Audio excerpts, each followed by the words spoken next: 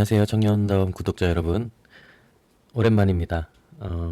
저희가 좀 늦게 업로드가 됐어요. 뭐 휴가도 있고 또 여름이기도 하고 그래가지고 저희가 지금 월간 청년다움과 함께 지금 각각 목사님들이 컨텐츠 업로드하고 있는데요. 구약 드디어 이제 세 번째 시간입니다.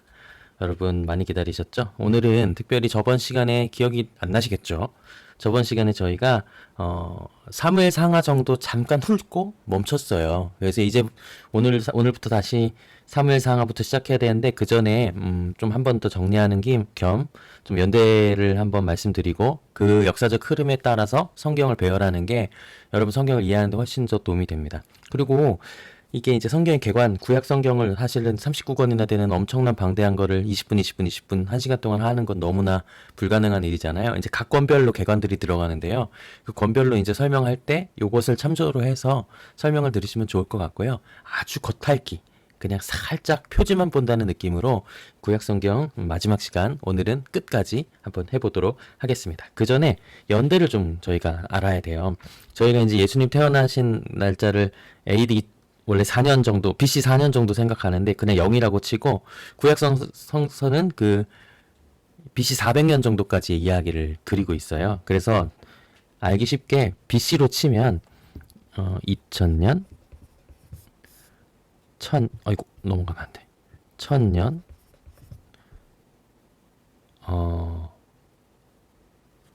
이거 말고 500년 단위로 끊죠. 1500년, 1000년, 500년 이렇게 흘러가는 거예요. 요 흐름에서 가장 중요한 것들은 여기서 이제 여기 0년, 더 좋은 거는 500년, 1000년 이렇게 넘어가는 건데 요 때가 이제 기독교 공인이고 예수님 탄생, 기독교 공인, 중세 시작, 이제 중세가 쭉 흘러가는 연도에 우리가 알고 있는 2000년까지 뭐 알 필요는 지금은 없고 BC, 여기가 이제 BC잖아요. BC, AD잖아요. 여기서 500년 단위로 큰일들이 생겨요. 우선 2000년대는 문명의 시대라고 해요. 아브라함, 이때 나온 거죠. 창세기의 배경이 되는 시기라고 할 수 있죠.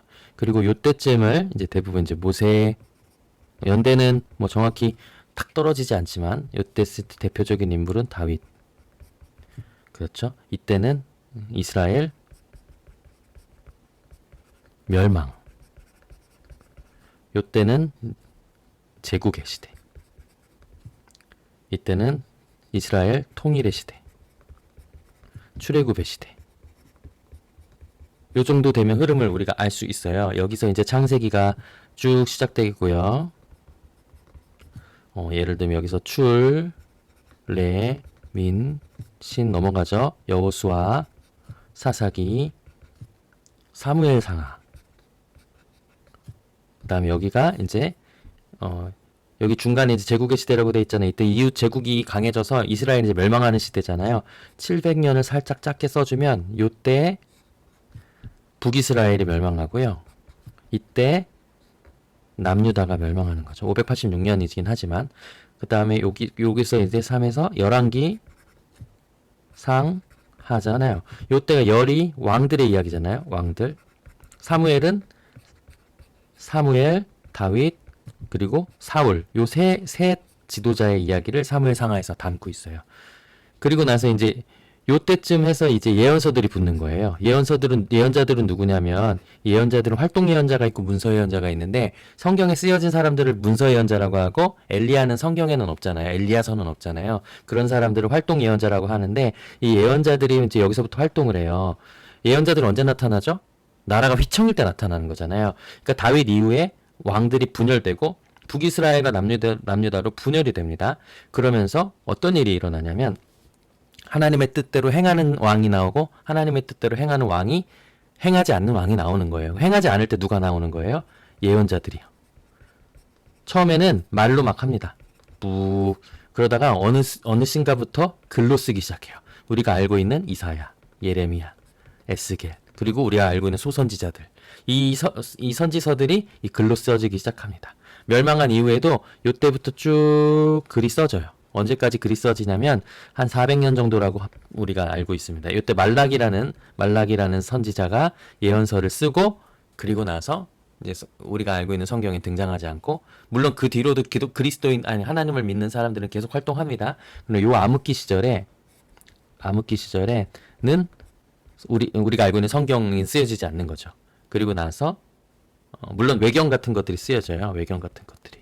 그리고 요즘에 이제 고고학적 발전으로 연대를 좀 정확하게 알게 됐을 땐 욥기도 요때 쓰여졌다는 얘기가 있습니다. 근데 욥기 배경은 사실 요 창세기 시절이잖아요. 족장 시대잖아요. 그렇지만 쓰여진 것은 그때라고 할 수 있죠. 요 정도 흐름을 가지고 이제 성서를 붙이는 거죠. 성서가 왜 쓰여졌고 어떻게 쓰여졌는지를 이제 아는 것인데 이 시간에 이 구약개관 시간에는 왜 쓰여졌는지까지는 깊이 보진 못해요. 하지만 요 시대 흐름 안에서 성서가 붙어져 간다. 이때 성서가 쓰여졌다 정도 어떤 의미를 가지고 있다 정도는 우리가 알면 좋다는 거죠. 그래서 요 정도 흐름이고 지난번 시간에 어디까지 했냐면 요 정도까지 했어요. 그쵸? 근데 오늘은 사사기부터 다시 시작해보는 걸로 하겠습니다. 여호수아와 사사기, 이제 여기서부터 정착이잖아요. 왜냐면 창출 레민 신까지는, 이집트에서 이제 들어오는 거고, 여기서부터 정착을 하는데, 정착을, 예를 들면, 이스라엘 이렇게 표현하거든요. 여기, 이쪽에 지중해가 있고, 여기 이렇게 있고, 여기는 이제 다 사막인데, 여기서 팔자를 길게 그리는 거예요. 여기가 갈릴리고 여기가 사해인데요. 중간에 이렇게 해서 북쪽, 남쪽, 나중에 왕정을 나눌 땐 북쪽, 남쪽으로 나누고요. 동서로도 나눌 수 있는 거죠. 동서.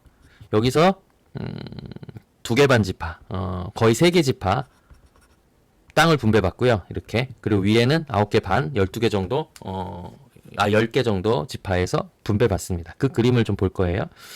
우선 사사기에서 가장 중요한 거 하나만 우선 본다면 사사기는 정착한 뒤에 여호수아가 이제 죽고 나서 여호수아 같은 지도자가 없잖아요. 그러니까 자기 소견에 오른 대로 행하는 거예요. 그러면 범죄를 당연히 저지르겠죠. 그러면 꼭 나라가 흔들려요. 외국이 침략합니다. 이웃 나라들 에돔이라든지 뭐 미디안이라든지 침략하면 그들로 인해서, 그러니까 사사기의 고백은 그들로 인해서 심판을 당했다 이렇게 표현하는, 하나님이 심판하셨다라고 표현하는데 우선 나라가 흔들립니다. 흔들리면은 회개해요. 하나님한테 회개하면 하나님 마음이 약해지신지 여호수아 같은 지도자를 보내주세요. 그 지도자가 사사예요. 사사는 재판관이란 뜻도 있고요. 지도자라는 뭐 의미도 있어요. 이 사사가 나타나면 평화에 임합니다. 그럼 어떻게 해야 돼요? 그대로 하나님 믿으면 잘 살아야 되는데 또 자기 소견에 오른 대로 요걸 계속 열몇 번씩 반복하는 이야기가 수백 년 동안 이어지는데 이것을 사사기라고 합니다. 사사기는 12사사가 있는데요. 열쇠사사라고도 하고요. 저는 외웠죠. 5세 3등기 돌려 이비베라산 이렇게 외우는데 뭐 온니엘, 에훗 이렇게 외우는데 여러분 그거 외우실 필요는 없겠죠? 외우면 재밌어요. 이 당시 땅이 이렇게 분배가 된 거예요. 이렇게 중간에 놓고 루벤, 갓, 므낫세 반. 므낫세가 왼쪽에도 있거든요. 그리고 왼쪽에도 서쪽 므낫세 포함해서 이렇게 10개 지파가 해서 총 12지파가 이제 나눠서 분배가 되는데 여기에 보시면 각 사사들이 이렇게 일어나 있는 걸 볼 수 있어요. 온니엘 여기 있고요. 우리가 유명한 삼손 여기 있죠. 사실 삼손은 사사 중에 가장 쓰레기 사사입니다. 드보라라는 여인이죠. 그리고 기드온 유명하죠. 이런 사사들이 이스라엘 전국에서 일어나는 거예요. 언제 일어나냐고요? 이스라엘 백성이 이웃의 침입을 받아 힘들어할 때, 다시 하나님을 믿을 때. 이러면서 훈련받는 거죠. 하나님을 신뢰하고 하나님을 부르짖는 것이 그들의 이제 삶에 얼마나 중요한지를 사사기를 통해 알 수 있다는 거예요. 사사기는 이 이야기가 계속 반복됩니다. 이웃 백성이 침략하고 흔들리면 사사들이 일어납니다. 왜요? 회개했기 때문에. 하나님이 그것을 통해서 이 땅을 사랑하시고 이 땅을 보호하시고 싶으신, 그 대신 정의로우신 하나님은 잘못하면 또 멸망 또는 혼을 내신다는 것을 이 사사기를 통해 우리가 잘 알 수 있습니다. 사사기 읽다 보면 그런 느낌을 많이 받게 되죠. 사사들을 좀 이야기하고 나서 이제 사사들이 이제 마지막 사사가 누구냐면 여기서는 사무엘이에요. 사무엘이 마지막 사사인데 이 사무엘은 사사가 엄청나요. 예언자이기도 하고요.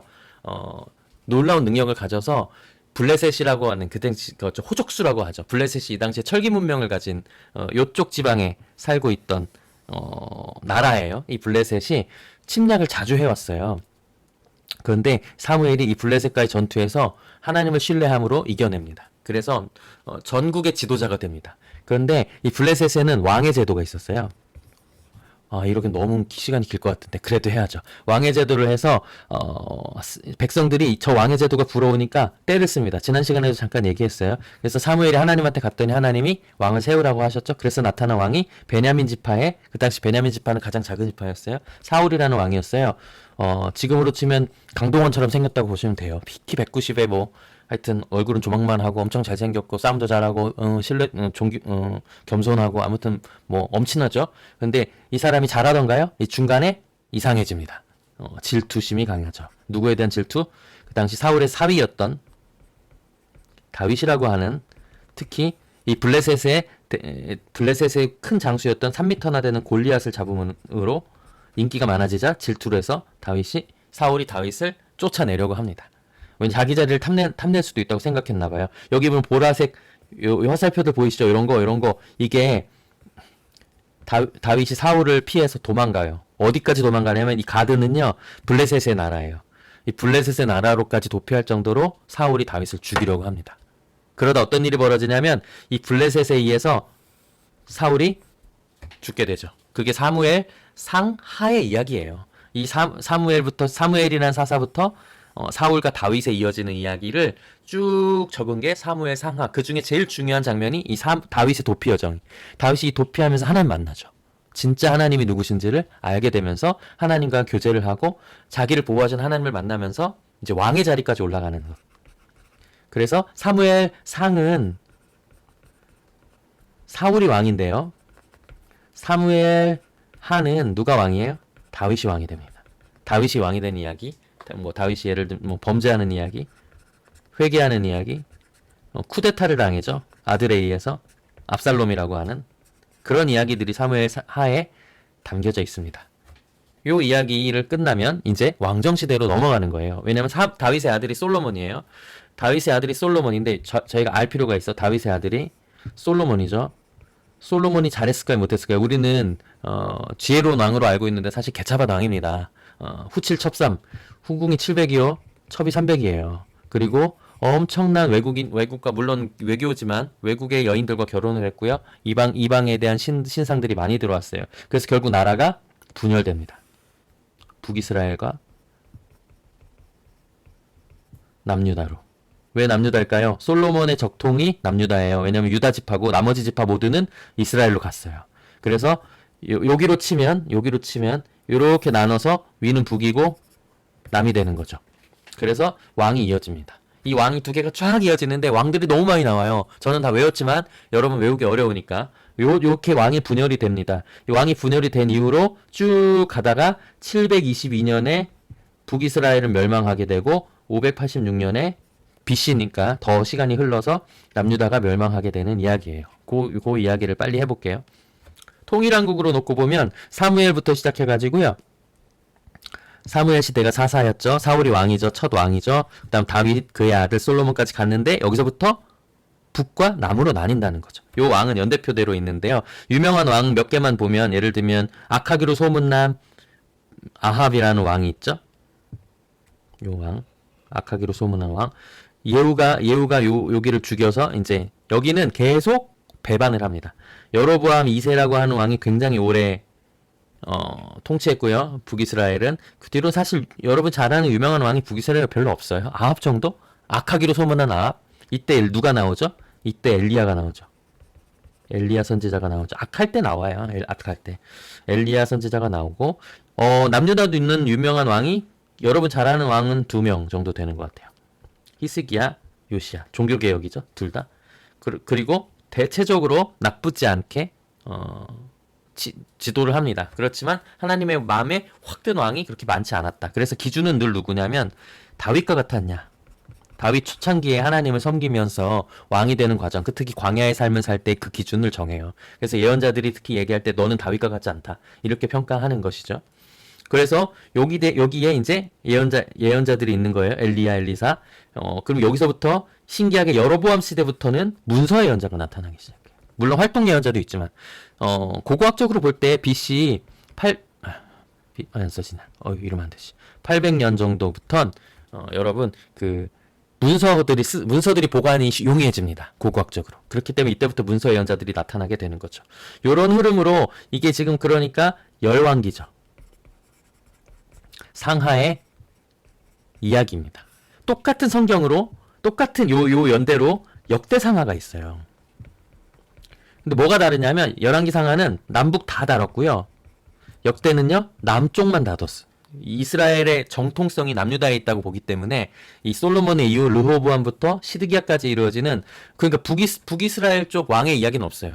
열왕기 상하는 왔다 갔다 합니다. 요 연대별로 그러니까 예를 들면 아사의 이야기가 까지 하면 그 뒤로는 여기서부터 이야기가 또 진행되고 여기가 끝나면 여기서부터 진행돼. 요런 식으로 열왕기 상하가 진행된다면 역대 상하는 남유다의 이야기만 합니다. 그리고 역대 상하는 남유다의 좋은 이야기들을 많이 포장해요. 나쁜 이야기는 별로 없어요. 그런데 열왕기 상하는 신나랍니다. 되게 나빴다, 악했다 이런 것들을 아주 비평적으로 기록하고 있다는 것을 알 수 있습니다. 요 이야기를 조금 더 디테일하게 보면서 예언서를 붙여보려고 합니다. 넘겨보면 좀 더 복잡해졌죠. 여기서 보시면 이쪽이 북이스라엘이고요. 여기가 남유다예요. 아까 본 거를 좀 늘린 거예요. 여기서 보면 이제 예언서를 붙일 건데 특히 문서 예언자들이 언제부터 나왔다고요? 요 시기, BC 8세기 요 시기부터 나왔다는 거잖아요. 근데 학자들은 요해를 9세기로 표현하기도 하고 6, 7세기로 표현하기도 해요. 여기서는 이 그림에서는 9세기로 표현했지만 여러 가지 이야기가 있을 수 있습니다. 왜냐하면 문서가 요때 시작됐기 때문에 요엘이 아마 이 뒤쪽이다라고 사람들이 이야기하는 편입니다. 이 예언자들은 대체적으로 어떤 이야기를 하냐면 우선 예언자들에 대해서 알 필요가 있습니다. 예언자들은요 좀 여기서 얘기해 볼게요. 예언자들은 이 예언이라는 말이 뭐냐면 예금할 예예요. 맡길 예, 말씀언이에요. 그래서 미리 본다는 뜻이 아니고 하나님의 마음을 이야기하는 사람을 예언자라고 하죠. 그렇기 때문에 요 흐름에서 우리 예언자들이 나타났다 하면 거의 대부분 문제가 생긴 거예요. 잘하고 있으면 예언자도 안 나옵니다. 이 문제에 대한 원인을 이야기하고요. 원인에 대한 결과를 말합니다. 결과는 대부분 심판입니다. 그리고 원인을 해결하기 위해서 뭘 해야 되는지 행동 지침을 이야기해줘요. 대부분 마음에 대한 이야기죠. 특히 엘리야가 이제 아합 시대에 뭐라고 하냐면 너가 너무 악하기 때문에 문제가 있다. 그러니까 너는 빨리 돌이켜라. 회개해라. 땅을 돌려줘라. 뭐 이런 얘기 해주죠. 말을 안 듣죠. 그래서 아합이 죽었다고 성경은 기록하고 있어요. 아합 말고도 여러 예언자들이 잘못했다고 얘기해요. 특별히 다윗은 나단이라는 선지자가 밧세바 사건 때 책망하게 되죠. 이 예언자들이 이런 역할을 하는데 그 큰 이야기를 글로 쓴 사람들을 문서 예언자라고 하는 거예요. 우리가 알다시피 다니엘은 예언서일 수도 있고 대연서가 아닐 수도 있지만 좀 그거를 좀 쉽게 보기 위해서 표를 한번 볼게요. 이사야부터 쭉 보면 그러니까 이사야는 열왕기에도 나옵니다. 열왕기 상에 나옵니다. 하에도 나오나? 그럴 거예요. 그래서 여기 하에 나오는군요. 여기서 이제 이사야가 나오는데 이사야가 열왕기 하에 나와서 누구한테 뭐라 그러냐? 왕들한테 뭐라고 해요. 너네 잘못하고 있다. 그런데 문서에도 있는 거예요. 특히 히스기야 시대거든요. 우시야, 히스기야, 요시야, 운요, 아히. 그러니까 요시야, 아몬 왕, 그 다음 히스기야까지. 요아스죠. 요아스, 우시야죠. 요 네 왕이 이제 BC 8세기인데요. 이때부터 문서 예언자들이 활동하기 시작합니다. 8세기 활동한 사람은 이사야고요. 여기 아모스, 그 다음에 암호 3이니까 호세아, 미가가 있어요. 8세기예요. 거의 비슷한 얘기를 합니다. 이 당시엔 GNP GDP 그러니까 이스라엘 경제가 굉장히 좋을 때라서 뭐 제사도 많고 헌금도 많고 아무튼 잘 살던 때예요. 그때 예언자가 나타나서 이거 잘못됐다. 가난한 자와 궁핍한 자를 돕지 않는다. 너희들이 지금 살고 있는 방식은 하나님이 원하는 방식이 아니다라고 비판하기 시작합니다. 그리고 이사야는 그래서 너희가 멸망할 거라고 얘기해요. 그 다음 세대 예언자는 예레미야입니다. 예레미야는 멸망 이후까지 예언을 하고 살아있어요. 이사야는 그 전에 죽는 것으로 알고 있는데 이사야는 그 후대 사람이고 바로 끌려가서 같이 죽는 걸로 알고 있습니다. 예레미야는 그러니까 이스라엘 멸망을 지켜보면서 멸망과 회복을 이야기한 예언자예요.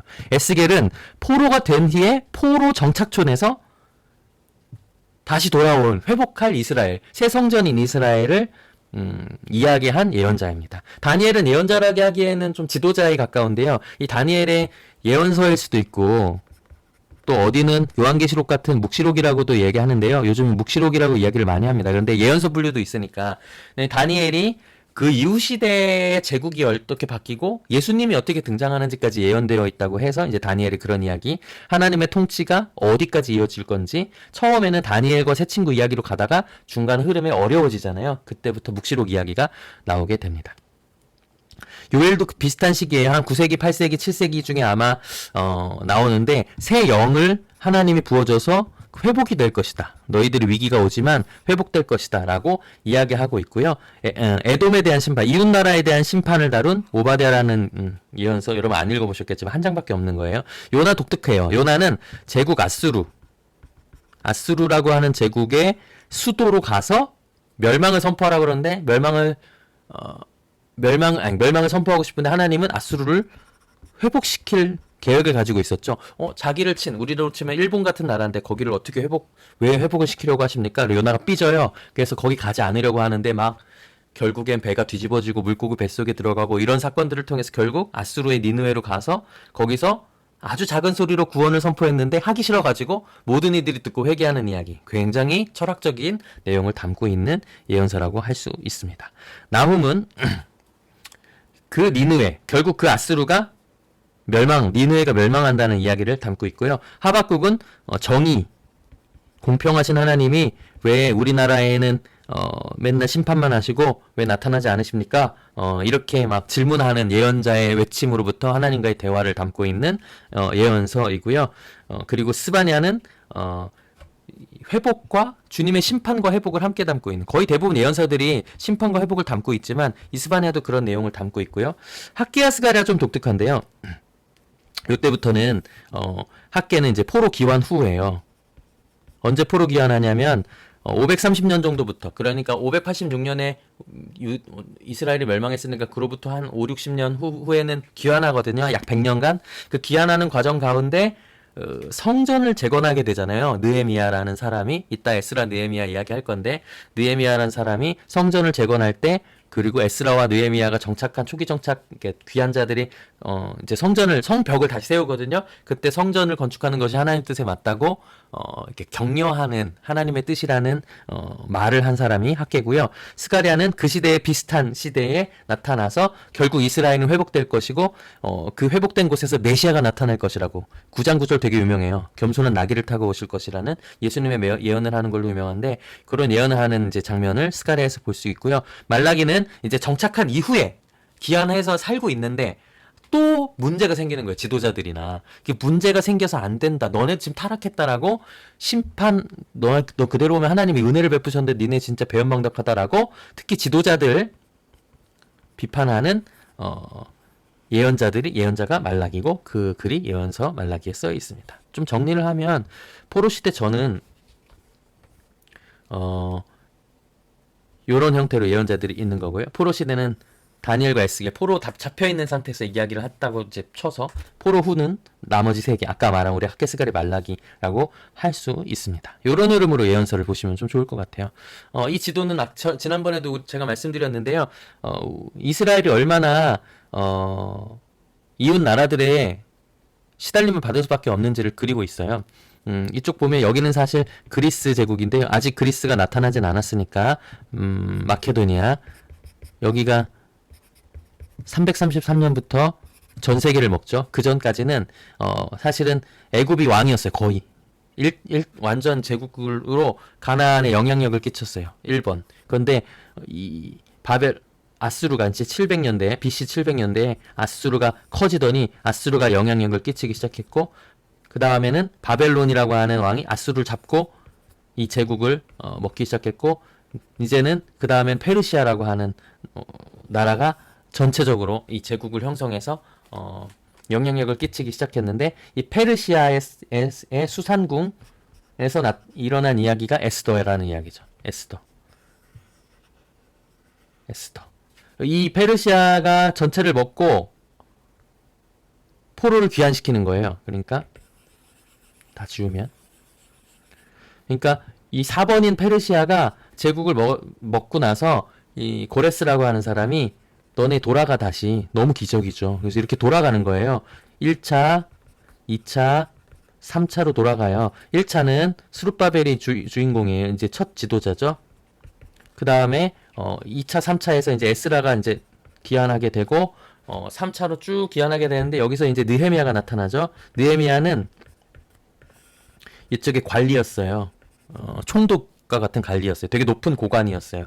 근데 이 성전을 재건하고 돌아오는 귀환 과정이 탐탁지 않고 주변 나라들과 또 민족들이 다른 사람들끼리 막 분쟁이 일어나니까 느헤미야가 나 좀 저희 갈 수 있게 도와달라고 해서 느헤미야가 간 이야기. 그러니까 에스라와 느헤미야는 하나의 이야기라고 보시면 돼요. 가서 회복하고 돌아가서 성벽을 재건하는 일, 민족을 다시 세우는 일, 이 일을 하는 것이 에스라 느헤미야 담겨져 있고요. 에스더는 이쪽 수상궁에서 일어난 일, 이스라엘 민족을 멸망시키려고 하는 하만 장군의 음모에 에스더가 지혜롭게 맞서면서, 에스더 모르드게죠. 이 둘이는 남매지간인데 그래서 결국 이스라엘 백성이 멸망하는 걸 지켰어요. 그래서 지키는 절기가 부림절인데요. 이스라엘은 이 부림절을 지키거든요. 이 부림절의 기원의 이야기가 에스더에 담겨져 있습니다. 그렇게 이제 제국의 이야기를 좀 이렇게 아시면 거기에 이제 예언서랑 그 후의 이야기들을 붙이기가 쉬운 거죠. 정리를 해보도록 하겠습니다. 잠깐 지도를 보면 아까 말한 이스라엘 멸망 어디서부터 시작됐냐면 여기서부터 이제 시작되는 거죠. 그 다음에 유배되는 거예요. 이제 이렇게 와서 여기까지 유배를 이제 가는 거죠. 혼혈 정책을 폈어요. 아수르는. 여기는 이제 남유다가 멸망하는 장면인데요. 바벨론 쪽에서 이제 일어나서 얘도 데리고 이제 오는 거예요. 바벨론 쪽. 여기서 요쪽 근처에서 이제 에스겔 선지자가 나타나는 거고요. 이 바벨론에서 다니엘이 총리를 하게 되는 거고요. 오케이? 그리고 나서 페르시아 제국 때는 이쪽이 페르시아잖아요. 오히려 돌아오는 거예요. 이스라엘 백성들이. 그래서 수룹바벨 1차는 수룹바벨, 2차 기한은 에스라와 느헤미야가. 그래서 결국 여기서 성벽을 건축하고 회개하고 백성이 다시 기뻐하는 이야기가 에스라, 느헤미야에 담겨져 있다라고 볼 수 있습니다. 정리를 좀 해보도록 할게요. 오늘 너무 길었어요. 그런데 어쩔 수 없습니다. 죄송합니다. 다음엔 또 짧게 할게요. 전체적 흐름으로 BC 2000년부터 시작되는 흐름에서 우리가 볼 수 있는 건 이때 창세기가 기원의 이야기를 하고 있고, 그리고 이제 이 출애굽 시대까지 아까 우리가 모세오경이 있고요. 여기서 여호수아, 사사기, 룻기. 우리가 다루지 않았는데 룻기는 요 사사 시대에 다윗의 조상인 룻과 보아스가 만난 이야기예요.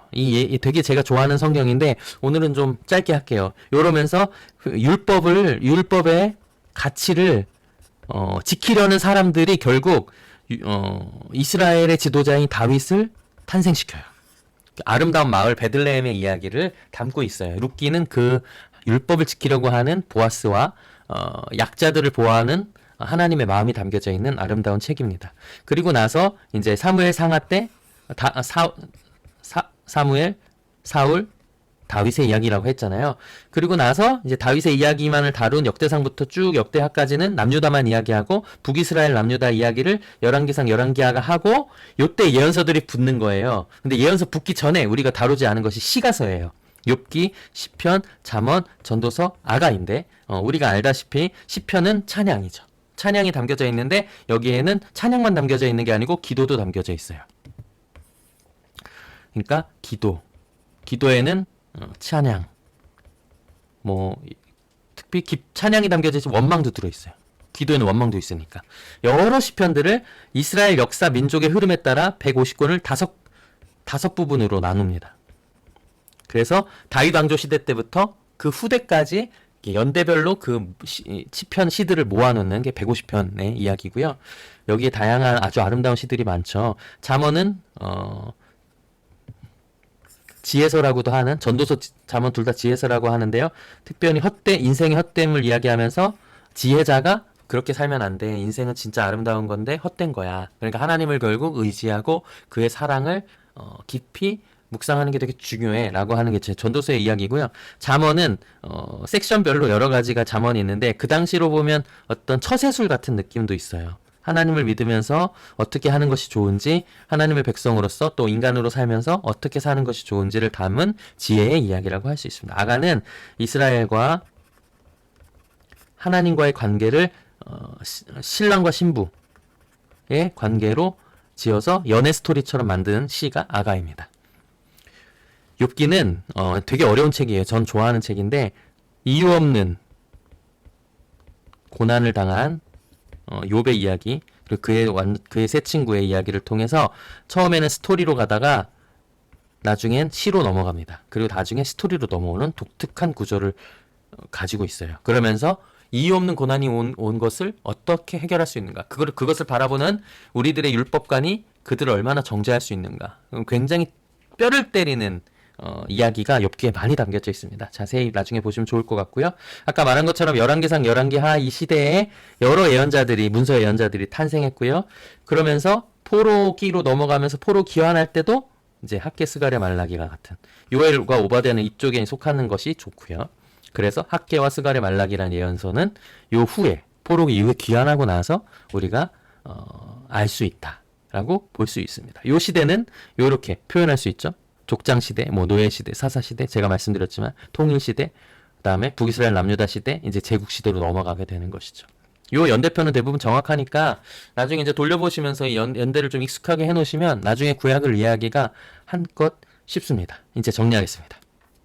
우리는 구약 39권을 아주 빠르게 봤습니다. 좀 어렵지만 가장 중요한 것은 이 창조부터 시작된 이야기가 나중에 포로, 그 다음에 멸망, 포로, 귀환까지 오는 과정, 아주 스펙타클한 이스라엘의 역사의 변혁 가운데 그들이 깨달은 하나님과의 이야기, 그들이 알지 못했던 하나님에 대한 이야기, 그들이 고민하고 후회했던 하나님에 대한 이야기가 이 구약성경 39권에 다 담겨져 있다고 볼 수 있습니다.